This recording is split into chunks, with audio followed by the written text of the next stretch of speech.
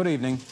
David Berkowitz, 24 years old, a postal worker, walked out of his Yonkers apartment last night, turned the ignition key in his car, and found himself surrounded by police. Well, he said, "You got me." Police say those words ended the biggest manhunt in New York City history with the capture of Son of Sam. He wrote extensively about his penchant for walking for miles and miles. He would take his bicycle from the Bronx and ride it up to Connecticut repeatedly. Man come towards me, and he looked me straight in the face. He looked at my dog, and right here, we crossed each other. A 6-shooting sniper rampage starts that takes place over a 2-month period. There were 6 separate incidents, 6 separate shootings. And we made a left turn. I heard a boom. Police transported David Berkowitz from headquarters to Brooklyn Central booking. After, my sources say, he confessed to being the 44 killer. After he told them he was a killing machine, ordered by a voice speaking through a neighbor's dog to carry out his bloody outrages against young, pretty women. Somebody even said this guy's got something against women in the Bronx Sniper reportage. One of several reasons why we believe that Berkowitz cannot be ruled out as being the Bronx Sniper.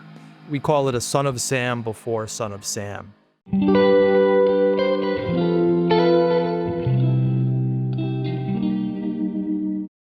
All right, we're joined again by Manny Grossman. Manny, you've been on the show several times now. How are you doing?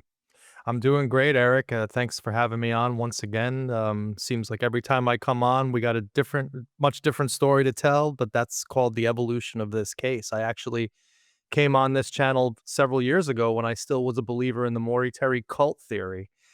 And my personal evolution has turned exactly 180 degrees from that, where now are we not only convinced that Berkowitz acted alone and know that because of the evidence, but we're also now finding new victims of his. So you've been a great ally and supporter, and I really am looking forward to today's discussion.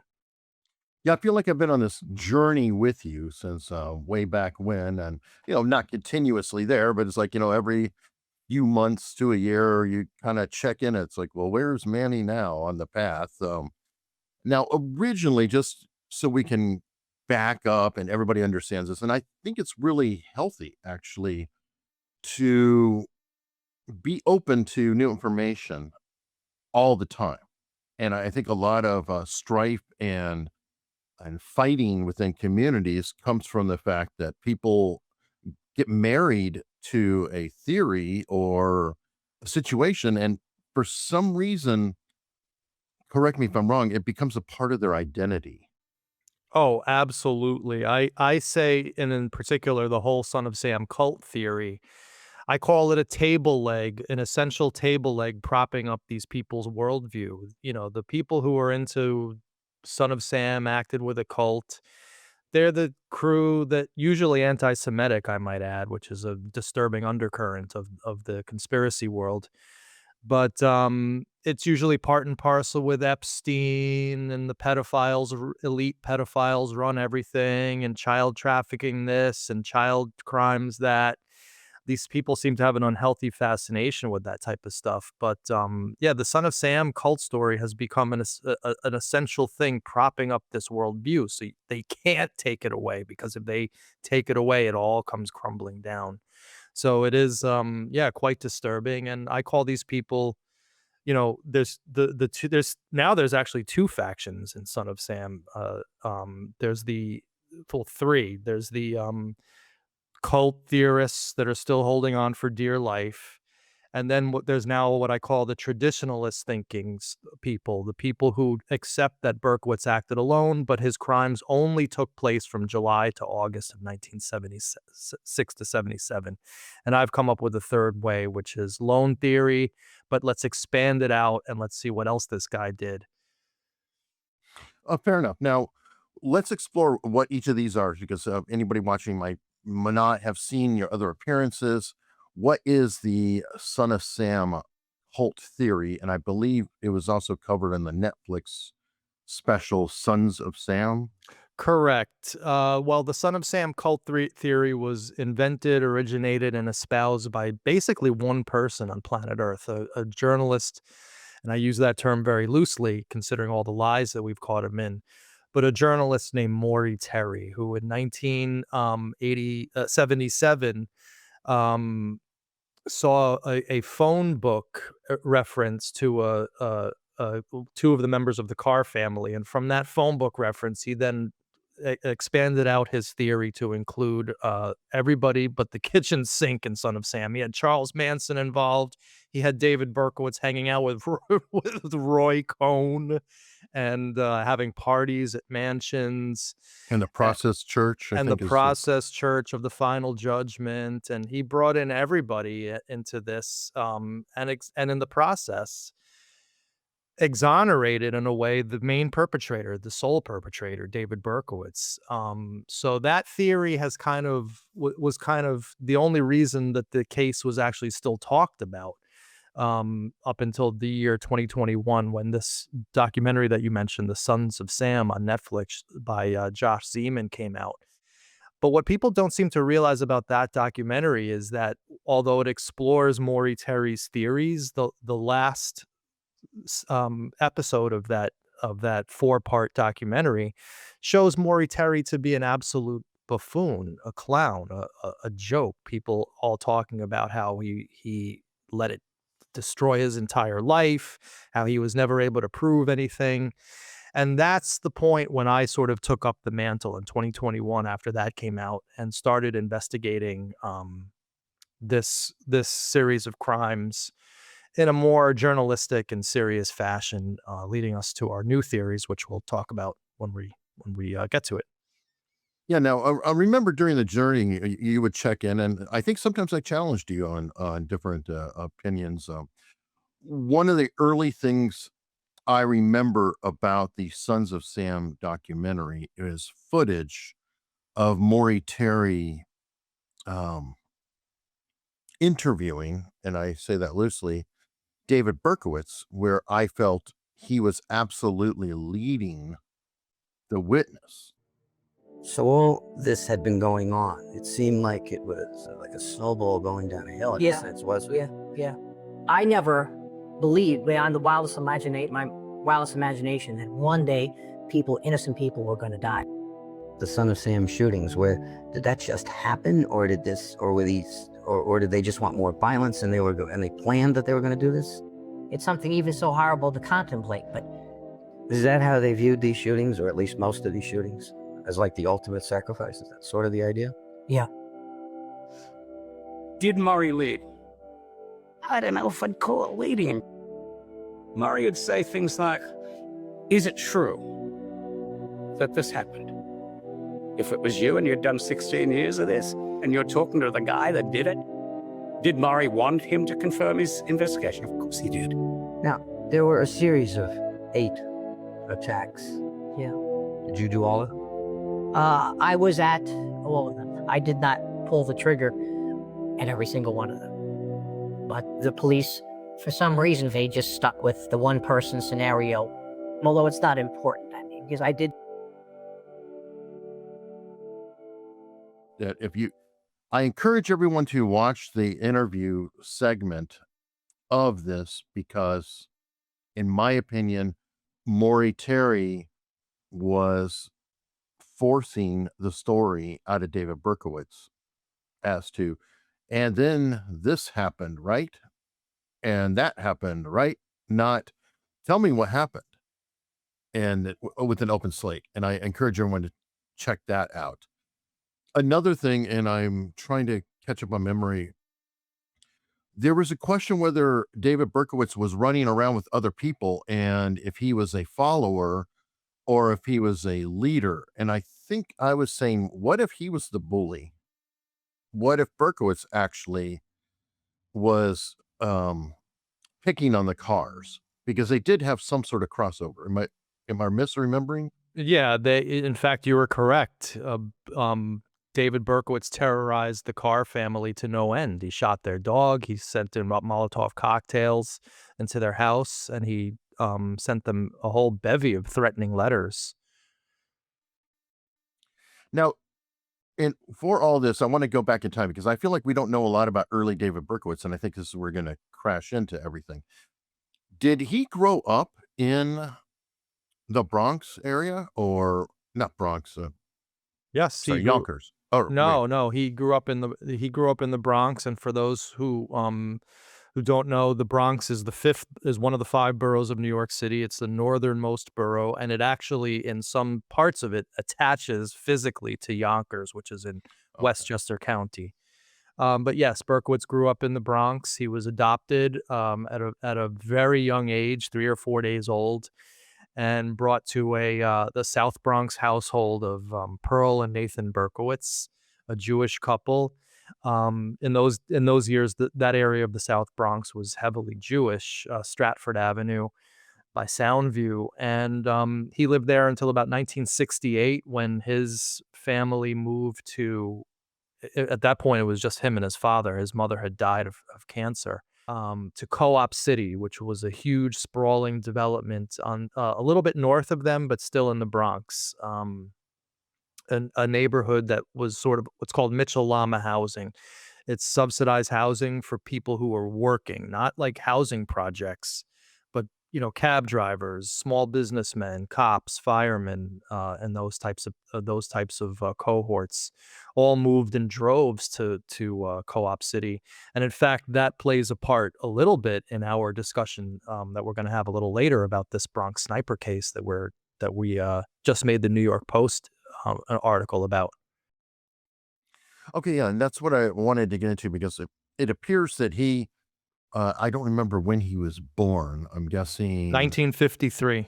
53. Okay, thank you. So technically, he was a teenager and in high school in 1970, or just Correct. getting out. Just finishing his last year of high school. Okay. Okay. And was he in school with the Cars at the time? They all went to high school together, or is that No, someone else? no. He No. Okay. was he was younger than all the cars. Um, and they were strictly a Yonkers family. He had nothing to do with the Carr family until he moved into his Yonkers address right behind their house, and then started getting bothered by their barking dog, which set him off. Okay. So now in 1970, this is the year in question that we're coming into. There was a rash of sniper attacks in the Bronx and a girl was killed, I believe, within 1 mile of his father's hardware store where he also worked. Is that correct? Correct. Berkowitz's father's hardware store was at 802 Melrose Avenue in what's called the Morrisania section of the Bronx. Um, it's over on the sort of the western portion of the Bronx, kind of near Yankee Stadium, sort of, kind of. And and that summer that he started working there, he starts working there in June of 1970. In August of 1970, just 2 months later, a 6 shooting sniper rampage starts that takes place over a 2 month period, in which there were 6 separate incidents, 6 separate shootings, and 1 homicide of a 16-year-old teenage girl named Margaret Iglesias. Okay, now just to get a timeline on why we're putting Berkowitz here and the interesting factors. This took place over what you said, 6 months or A 2 month period, but two but it months? right. Okay. And he worked at the store from June 70 to June 71. And is that when he left into the army and went to Korea? Correct. He leaves New York City, ostensibly because he's this huge patriot and wants to fight in the Vietnam War. But yes, in soon after graduating high school, he picked up in 1971. He picks up and joins the army.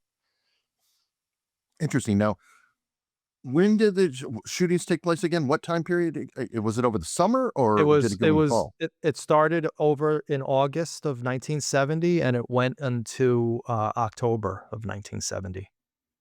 Okay, so summer to fall.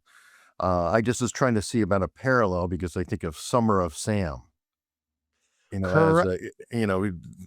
that he seems to possibly get activated if it is in fact Berkowitz, and we'll explore that because I want to make sure. Right, and I want to preface this by saying, yes, the Bronx Sniper, we have a hunch, we think, due to criminological, sociological, and psychological factors.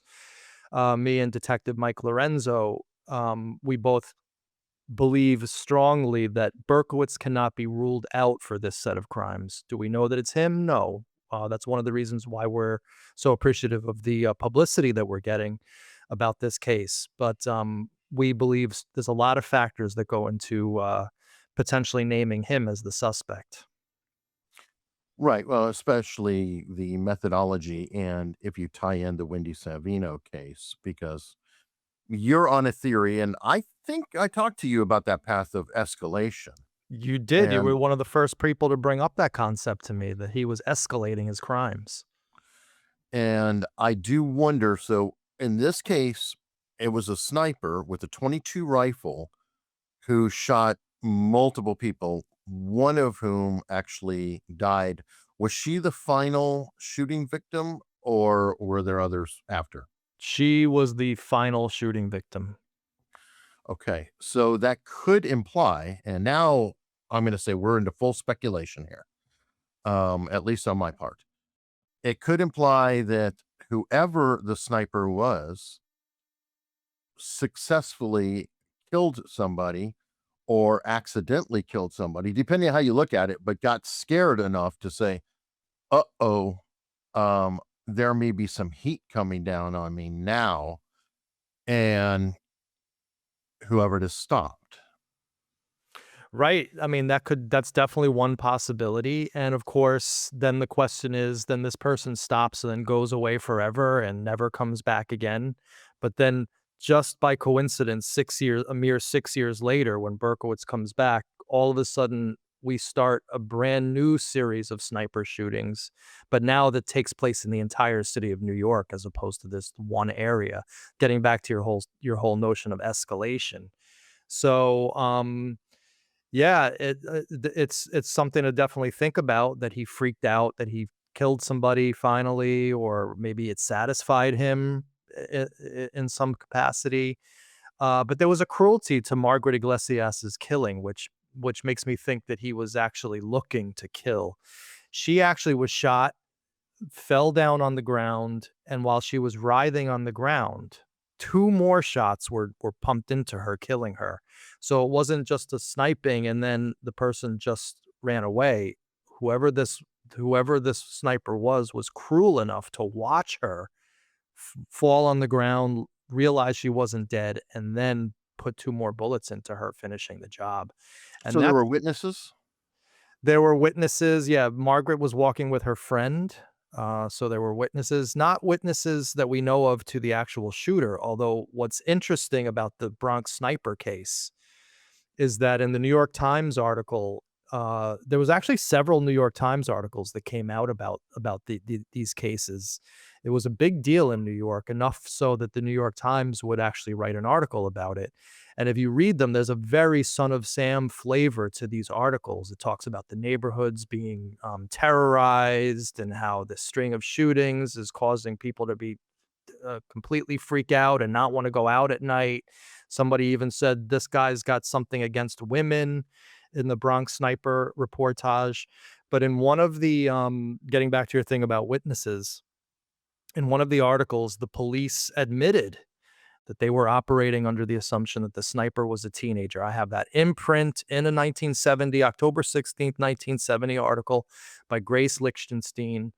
Um, and they set up a hotline and everything. But Mike Lorenzo and I asked the question, well, how did they know that this was a teenager? So somebody had to have seen something in order to make that judgment. And so what we want is access to these files, or for NYPD to reopen this case Is the case closed? well, it's not technically closed because it's still an open homicide from Mm. 1970, but for all intents and purposes, this is a case that had been forgotten to time and would Uh-huh. never be looked at if it wasn't for us talking about it now. Yeah, it's a true cold case. Truly. And very interesting too. Now, my theory that immediately pops to mind is a lot of teenagers do have a 22 rifle. That's a very common first gun. I had one growing up, and a 22, 410, different rifles. So it's not completely uncommon. Now, I think it might be a little less common in the city, but you can answer that more than I can. I Well, grew there up in rural. Well, there were gun stores everywhere in the city at that time. In fact, the 22 rifle comes into play in another one of Maury Terry's stories about a teenager a teacher who shot herself in Van Cortlandt Park. And this was in 1964. And she just simply went to a store on Fordham Road, walked in, bought a rifle, and walked out. And that was it. They found the receipt next to her body. So there were gun stores in the Bronx, quite near where Berkowitz lived. He was also part of that a culture where you would imagine that firearms would be around. He was hanging around with the children of firefighters and cops. He was a volunteer. He was also an auxiliary police officer from 1969 into 70 and 71. So Berkowitz was? yeah, Berkowitz was around police culture. He was around air. He Getting a gun, I think, to Berkowitz have been any wouldn't wouldn't have been any issue whatsoever. Okay, so just to follow up where we were, he went to high school, and not long after he actually joined the army. Did he spend any time out of high school? Did he work for a year? What was the pattern there? No, he went right from high school directly into the army. He didn't even bother applying for colleges. He didn't do any work. He didn't get any jobs. It was just right after high school, right into the army. Now, do you have access, or have you seen his military records or any records in the army? Because I think we were talking about escalation with Berkowitz, and my running theory, and I'm going to just push out what I feel and why it seems possible. As a teenager, you're going to use the most handy thing you have, and a 22 rifle. I think, as you described, is relatively easy to get. Everybody has one. It's ammunition is plentiful. Nobody's going to think about anything. I mean, people are just using them. So a kid would be comfortable with it, and he could take action with a rifle, keeping himself at a distance. He's a little bit afraid. I mean, a sniper doesn't necessarily want to face their victims. Now, it's possible that he satisfied whatever it is, and what have you. Then he went into the army, and there may have decided he wanted to get closer. Maybe he wanted to, get to see them, eye to eye, and actually feel it better. And I'd be curious if there were any records of any crimes or activities that took place around his military base in South Korea. Interesting question. The answer is yes, I have seen Berkowitz's military records. Yes, I do know his disciplinary reports in um in the army, and they were for very mundane items. He stole food from the commissary, or whatever you call it, the cantina. And he was late. I don't know if it was repeatedly or just a one-time incident, but he was late to roll call. And that was it. There's nothing else to indicate of any sort of violence or violence tendencies or anything like that, at least not from the records that I've seen. Do Is it possible that they exist and they were somehow lost to time? Yes. But from what I've seen, and I think I've seen pretty extensive records of his disciplinary record was very, very mundane. What about in the towns or cities that were near the military installation? Were there any snipings or shootings or anything of the type? That's a great question, and the answer is we don't know. Nobody has done actually to this date any sort of historical research in the places where he was. He was at Fort Dix in New Jersey. He was at Fort Polk in Louisiana, and where he actually wrote to his friends about all the guns he could buy freely, which we found interesting. He talked about buying shotguns, rifles, Where was pistols. that? That was a letter that was reprinted after his arrest in the New York Post, Mhm. which we showed during our whole Wendy Savino experience. That from Fort Polk, he was marveling at all the guns he could buy freely without any issue, how cheap they were, and how he could buy pistols, rifles, shotguns, and he was actually asking his friends if they wanted him to pick up any for them. So, yeah, that's a letter that he wrote. And I'm getting into my car. I see not quite a nice looking man, actually. Black curly hair, bright blue eyes, he's smiling. At first I thought, what's this? Then I thought, oh, he's smiling, he's smiling. Lock your doors, lock all your doors. He came over. I saw two fingers at my head. I thought he was going to knock on the window and ask for directions. It sounds a bit ridiculous now, but that's all I could think of. The next thing, I got shot. And I said, oh my God, I've been shot. I put my arm up, my left arm up, because he's obviously right there at the window. A bullet goes through my arm, did help a bit, but then it bounced, I think, on the dashboard and went into my right eye. So the first thing I know is I'm blind in the right eye, but why?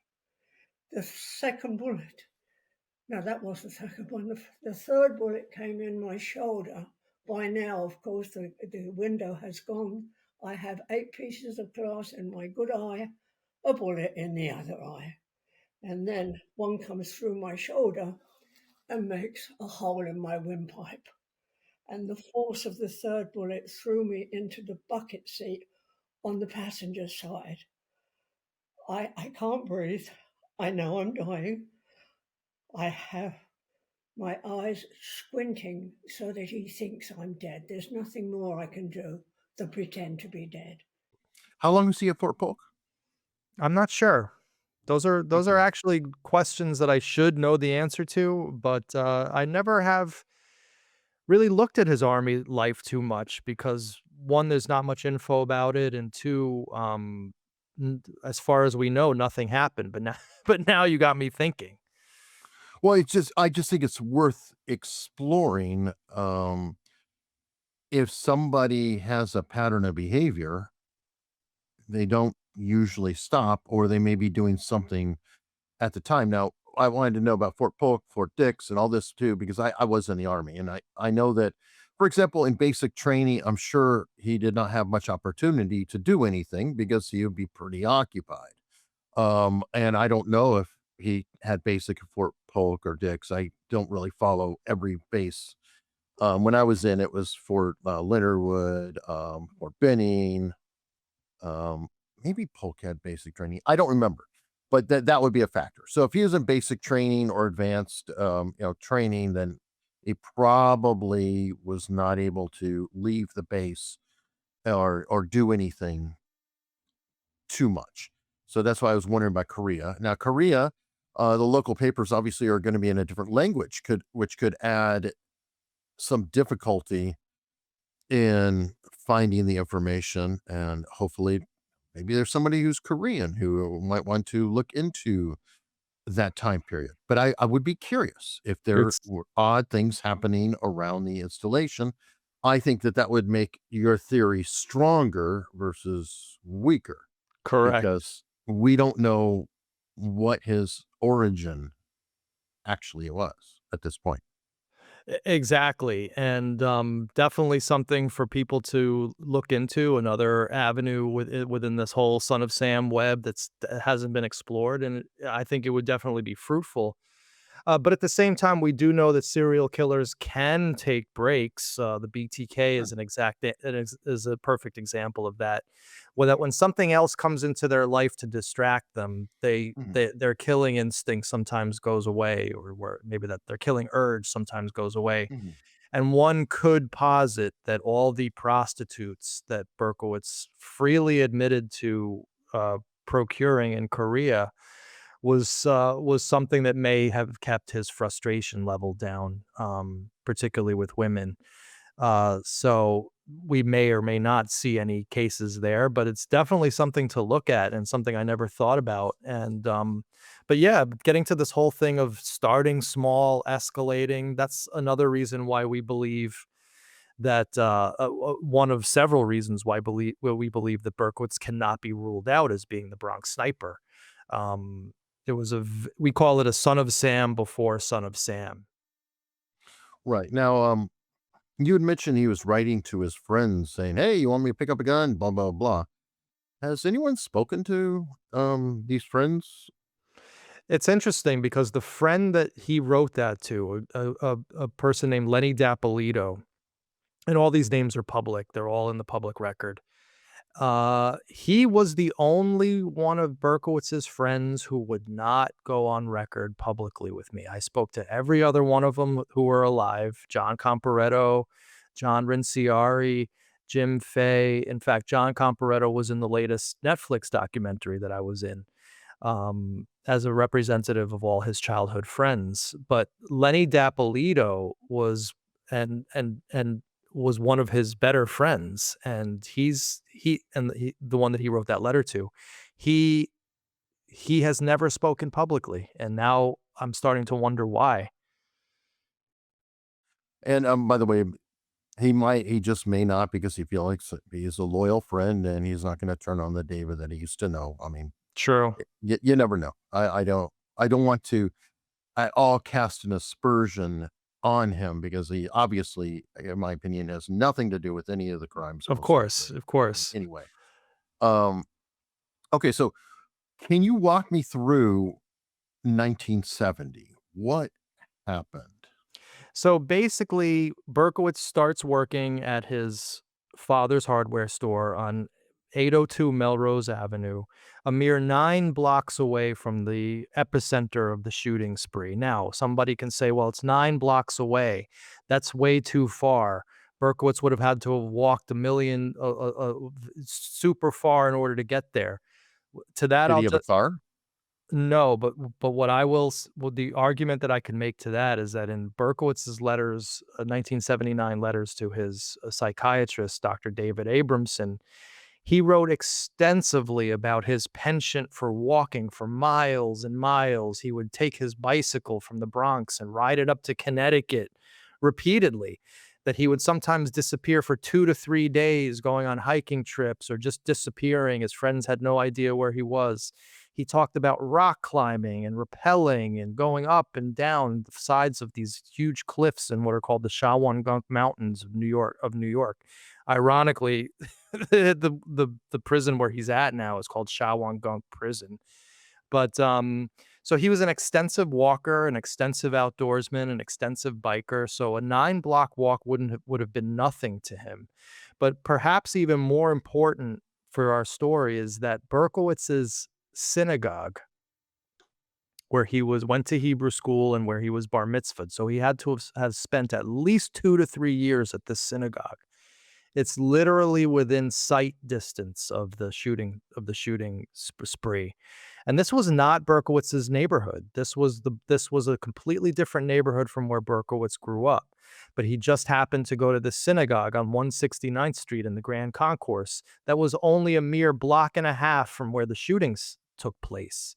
So he had to have known this area. He was familiar with the area. And so these incidents never happen before he comes into that neighborhood. And then when he leaves to go to the army, never again is there another sniping attack ever in this neighborhood. I just wanted to revisit something I said earlier and maybe correct myself because obviously if he's on foot carrying a rifle around on foot could draw a little bit of attention. However, these people were all shot with 22 rounds, correct? Correct. And aren't there pistols? There are pistols out there that use 22 long rifle ammunition, if I recall. That is beyond my pay grade. I'm not a firearms expert, but I do know that when Berkowitz was arrested, they found a 22 rifle with with a scope that was able to be disassembled as part of his arsenal. Now, we ran the serial number on that. It couldn't have been the same weapon that the sniper used, because the one that was found in Berkowitz's apartment was built in 1973. But isn't it interesting that he happens to have a gun that would have been the same exact gun that would have been the type to be used, an easily disassembled 22 with a scope. He also had 100-yard rifle targets found in his apartment.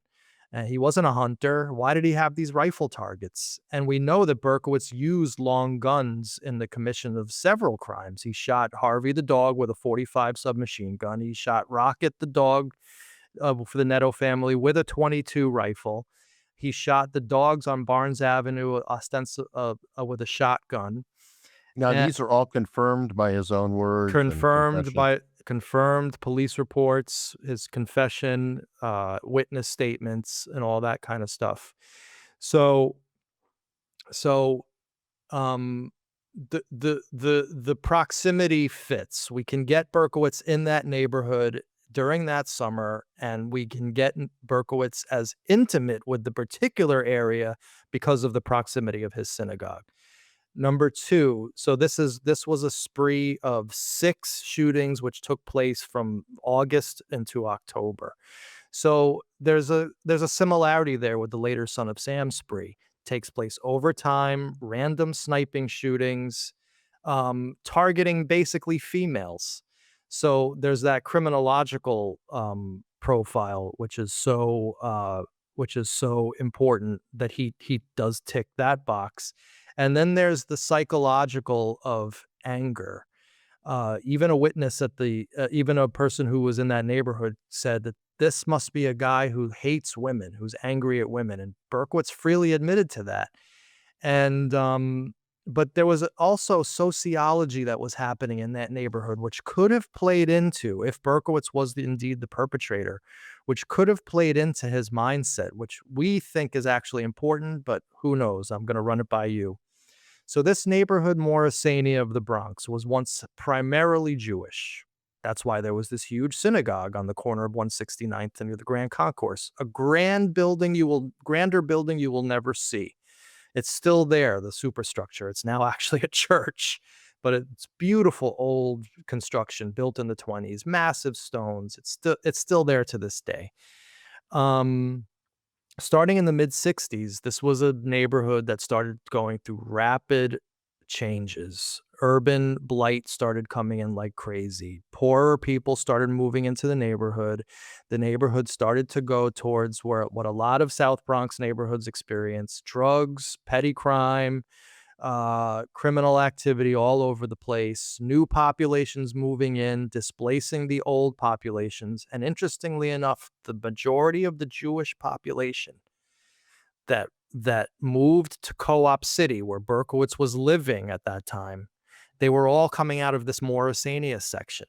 So we wonder whether Berkowitz was hearing horror stories of like what was going on in the old neighborhood where his synagogue was, and if he did indeed do this, if this was some way for him to take his frustrations out on the urban blight that was taking place in New York. And he did write about that affecting him when he moved from Stratford Avenue in the South Bronx to Co-op City, that his father left because that neighborhood started changing.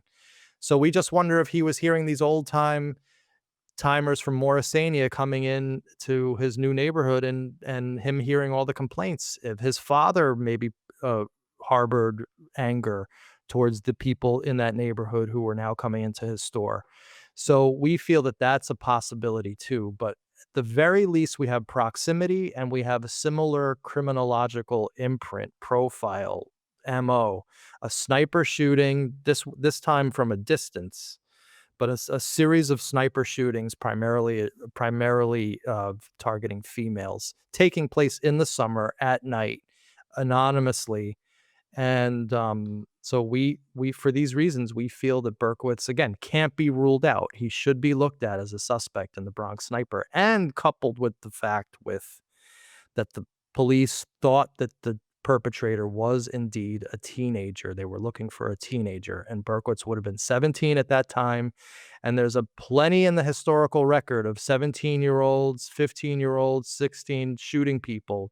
Charles Whitman would be a perfect example. And these sniper incidents are extremely rare, just like Son of Sam was. You don't generally get stranger on stranger shootings like this, um, especially a series of them. It's unheard of in New York City. In fact, the only two incidents I can think of in New York City that are that do this are the Son of Sam, and now we can add to that the Bronx Sniper attacks of 1970. Um, so if it wasn't Berkowitz who did the Bronx Sniper, it was somebody who did these attacks in a very similar way in a neighborhood that Berkowitz just happened to have proximity into, and then never did it again.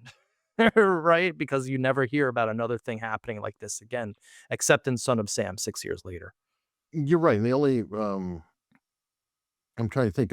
Are there any other sniper sprees or anything else that have taken place in New York? The only things I can find on the historical record are people holding themselves up in buildings if the cops are after them, Mhm. which is a typical thing. Standoff. Standoff, and or pot shots that kids took off of a roof just for fun, let's say, and accidentally shot somebody.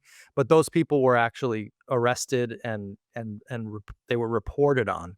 That's another thing that Detective Lorenzo mentioned in this when talking about this case to me, because he actually found out about this case before we even found out about Wendy, and he was hot on this. He's been hot on this ever since. Um, in those neighborhoods, the detectives have millions of informants, rats up and down the block. There was only two buildings that these shootings could have taken place in, and they're not that big, and nobody was ever arrested, reported on for this crime. It was a series of crimes that were ripping the neighborhood apart. You can read the contemporary reportings on it. People wanted to find this guy. Nobody was ever arrested, leading Lorenzo to believe that it was a person who was a quote stranger to the neighborhood, which Berkowitz technically would have been, even though he knew the neighborhood from having gone to Hebrew school there. He was still a stranger to that neighborhood. So he's ticking boxes, which we feel should be at the very least looked at and investigated, and hopefully, the files will be found, and we can get justice for Margaret Iglesias. How did you stumble into it, or how did uh, Detective Lorenzo stumble into it? Well, once we started to analyze the his writings, we realized that he was giving some psychological tells to having possibly had other victims that he was sort of like cryptically trying to hide, his little secret type of things. And so You have any we example of that, or can you yeah, well, describe an he example? well, just little tells. He would write, "My first shooting with the 44 was of Donna Loria," or he would say, "My second shooting with the 44." Now, why say that? That implies that he shot with other guns. And those little things just bothered Lorenzo enough that we started to think that this guy had other victims. And then, of course, we found the Wendy Savino case, which was a slam dunk. Here you had a living eyewitness who was saying, and had been saying since 1977, that Berkowitz was indeed her perpetrator. She reported it to the Bronx district attorney, even, who didn't do anything with it. But the New York Police Department did close that case administratively in 2024, naming Berkowitz as her shooter. So we have a track record now of finding these people. And so what Mike did, and I don't want to speak for him totally, but what he did was he scoured the history books and the newspaper archives for similar sniper incidents in the Bronx, stranger shootings, And everything was screaming back at him, Bronx Sniper 1970, because this was a huge case when it was happening. And that's another reason why we want to bring it back into the public attention, because it was such a big case and nobody was ever arrested for it. And so he looked at it, and then I did my thing, which was tying Berkowitz to that neighborhood with his father's hardware store and also the synagogue. And then we brought in our knowledge of his particular criminological profile, his MO, his psychology, and we just realized that this particular string of incidents just screams out David Berkowitz to us. And again, we're not saying he was the perp, but we're saying that he can't be ruled out. And therein lies the public interest in reopening this case in 2025. It just seems so peculiar because you are correct in the sense, um, I believe, that sniper sprees aren't that common. That's why there's, odd parallels to Zodiac and Son of Sam, because Right. both, are using the gun and shooting. No, they're not the same person, people. Like I'm not saying that, but I'm just saying, but that's why people draw these weird parallels. I personally think that Berkowitz was influenced by Zodiac. Without a I'm doubt. very sure he was, reading up on him and like, oh, this is something he would like to do. And as a teenager, it just seems remarkable to me that Yonkers is like next door to the Bronx, from what I understand. It's the next city over. Was there any contemporary reporting in 77 or even 76 with Savino or whatever? They're like, we're concerned that this could be another spate of shootings like we just had, only 6 years ago, 7 years ago. It's not that long. Interestingly enough, the answer to that is no. By the time 1976 rolled around, it seems like the Bronx Sniper case was completely out of the public eye, and therein lies another tragic aspect of this case. And this is just our belief, but we think that because the victims were all poor and minority, that it's very possible that they just were not taken as seriously as victims, as opposed to the Son of Sam, which were all, white ethnic kids from middle to upper class neighborhoods. And so we believe there was a little bit of that going on to put the Bronx Sniper case out of the public eye, but also the simple fact that in those years there were 2,500 homicides a year. It was a police force that was completely stretched to its limit, losing a lot of people due to budgetary concerns. And no, but nobody ever pieced the two together until we came along in 2020 and 2025. That's fair. It wasn't that those years it was Ford to New York drop dead. That was the years. It was the years where this Bronx was burning. Every second of every day was taken up by a major crime that the cops had to respond to. So it wasn't like a small town force that would remember even though you'd think the Bronx Sniper case would stand out as a standalone and as a major thing, by 76, it seems to have been totally erased from the collective memory of the institutional memory, I should say, of the NYPD. Wow. Okay. So let's look at steps going forward. Obviously, you hit up the New York Post and you're on here. I'm guessing you're trying to get the police department's attention. Um, have you contacted the NYPD and discussed with them if the case file could be explored or opened or anything else? Have you consulted like Detective Klein? Maybe he knows some people who could help you with this. Yeah, the answer is not yet. What we're trying to do with Bronx Sniper, because Wendy, I got in touch with Detective Klein. He was extremely open to it and was very helpful right from the start.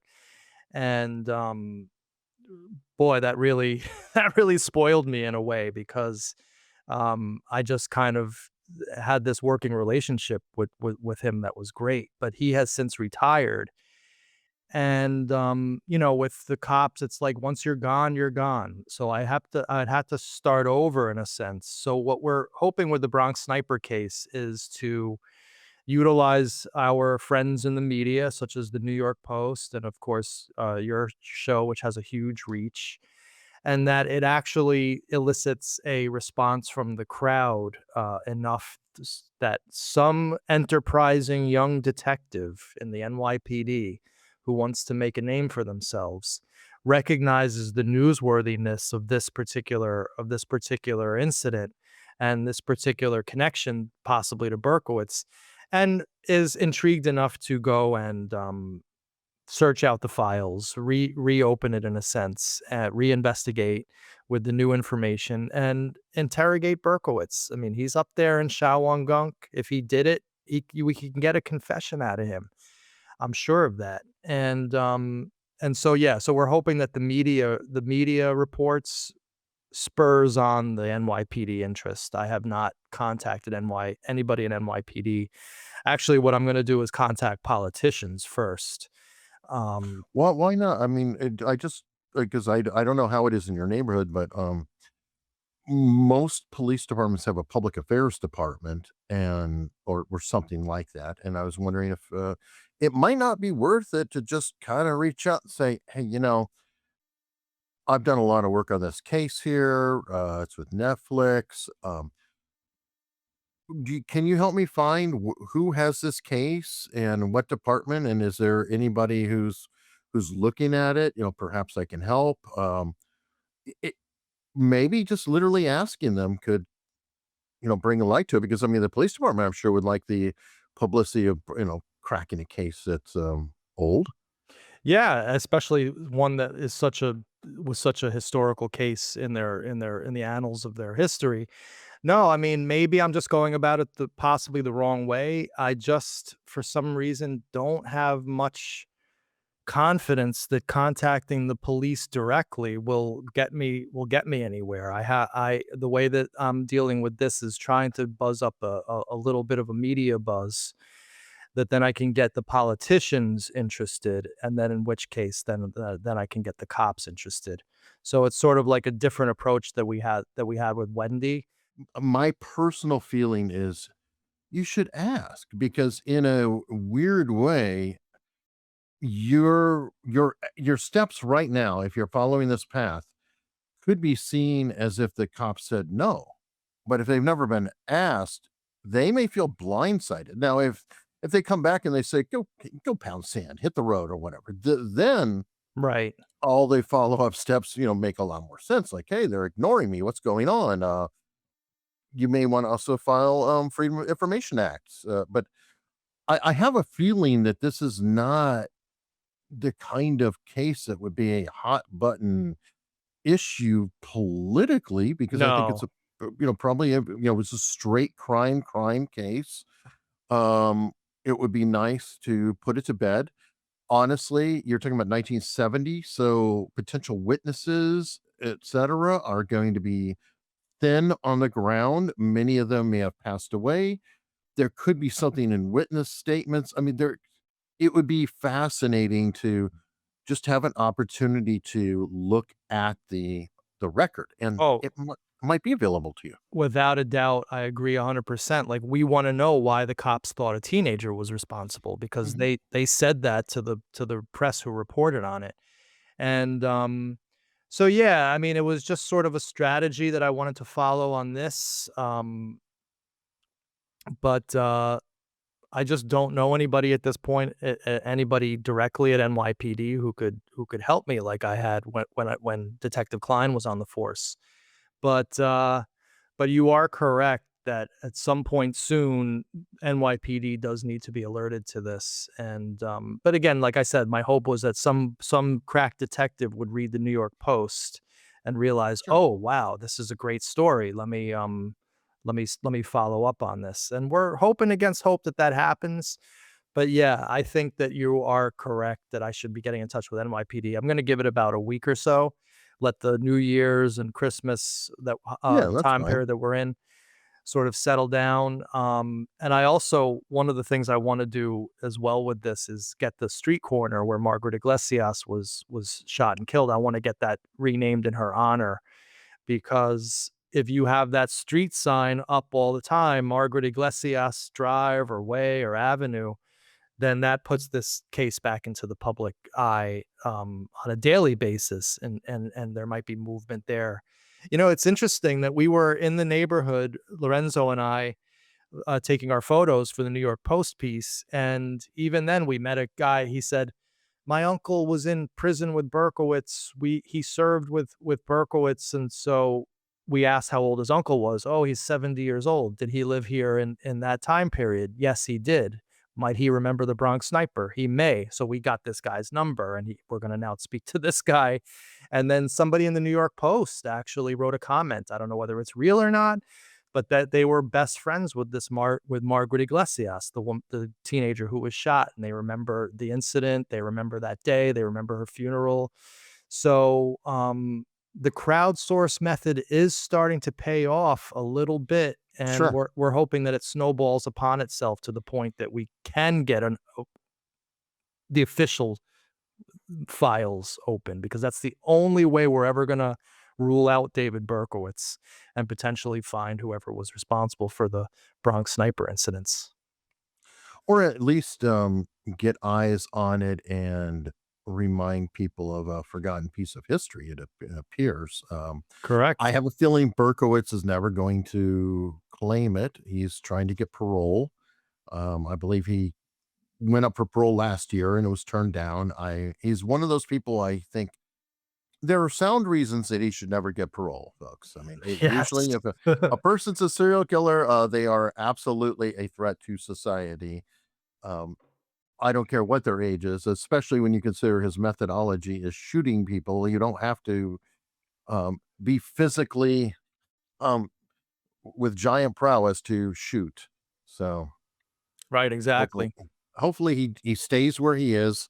And if he truly has converted to Christianity and everything else that has been claimed, I think he would understand my opinion and probably support it himself that he really shouldn't be out. No, Um, and plus I think he's so institutionalized at this point that letting him out might actually be pose even more of a danger to society, because all the stimuli that we already know triggers him, the noises, the lights, the all of the stimula coming in from the outside world that triggered him to shoot people. It's like 20 times what it was in the 1970s. So yeah, he deserves to be in prison for the rest of his life. I personally think his conversion is fake. And he's exactly where he needs to be. fair enough. Absolutely. No. Manny, I like to close always asking my favorite question, which is what is the one question I should have asked you, but I did not? And my answer is always, I can't think I can't think of one. That's probably the answer you get mostly, right, from people. Well, I have an alternate for that instance, which is okay, you've been doing a lot of interviews over a long period of time. What is one question you've been waiting for somebody to ask you and they never do? Uh, no, in this case, I think we covered it, because again, the most important things to emphasize is that Berkowitz was in that neighborhood that summer. He was intimately familiar with the ins and outs of that neighborhood. He was an avid climber, walker. Getting up to the rooftop of a building would have been no problem. They found a very similar type of gun in his arsenal when he was arrested, not the same gun, but a very similar type of gun. They found 100-yard rifle targets, which were very interesting to us. And then you have this whole sociology of the Jewish move out of Morrisania into the very neighborhood that Berkowitz was then living in, and all of the anger that he might have been hearing from people, all contributing to him possibly being the Bronx Sniper. And we, again, just feel that he can't be ruled out. So therefore, this is definitely can be a very active case to look at for a modern investigator.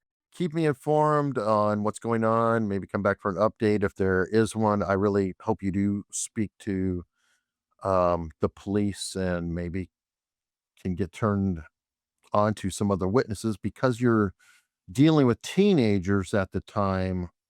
There may be contemporaries of of her and the others, or even you may be able to speak to one of the other victims. No, definitely we appreciate it, and as always, we appreciate the light you're shining on these things, and the privilege of allowing me on your airwaves to let your extensive audience know about these things that they might not have known about. And yes, we're hoping to get some closure on this, and at the very least, answer the question: was David Berkowitz the Bronx Sniper?